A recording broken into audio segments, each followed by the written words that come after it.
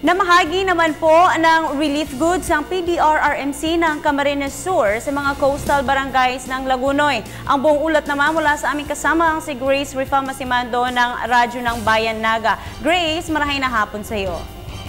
Yes, Princess, Marina hapon. At unahin muna natin itong isang kapapasok pa lang na balita na kaninang mga 1:15 ng madaling araw ay isang convoy ng Philippine Army mula sa headquarters ng Philippine Army sa Port Bonifacio ang bumabagtas ng daan dyan sa may Barangay Bell, Ragay, Camarines Sur. Nang mahulog ang isang truck ng Army at nahulog ito sa 20 talampakang ravines, no? At nasaktan ang dalawang sakay nito na sina Private First Class Jeremy Valenzuela at Private First Class Ruel Ronquillo, kapwa ito mga tauhan ng Philippine Army. Sila ay convoy papunta sana ng Tacloban, Leyte, ng Samar.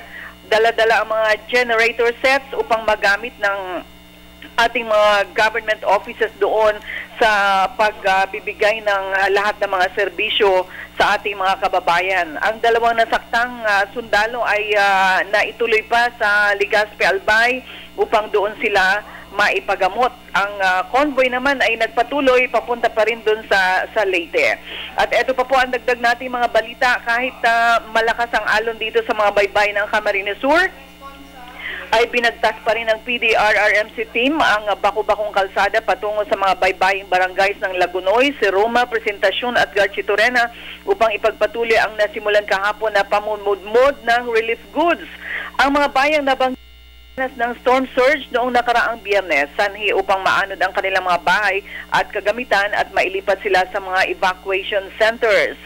Dito sa Bicol, kaninang madaling araw pa lang ay minomonitor na ng Philippine Coast Guard Bicol ang lahat ng mga pantalan upang magbigay ng babala sa lahat ng mga operators ng mga barko na huwag muna maglayag dahil sa gale warning na ipinalabas ng Pag-asa na umano'y epekto pa ng bagyong si Zoraida. Ayon kay Pag-asa Director June Dalida, posibleng maranasan ngayon ang malalakas at matataas na alon sa mga coastal areas, lalo na ng Camarines Sur, Camarines Norte, Albay at Catanduanes.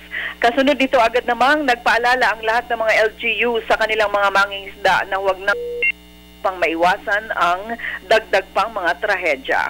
Yan po ang latest. Radyo ng Bayan Naga, Grace Rifa Masimando para sa Telebisyon ng Bayan. Maraming salamat sa iyo, Grace.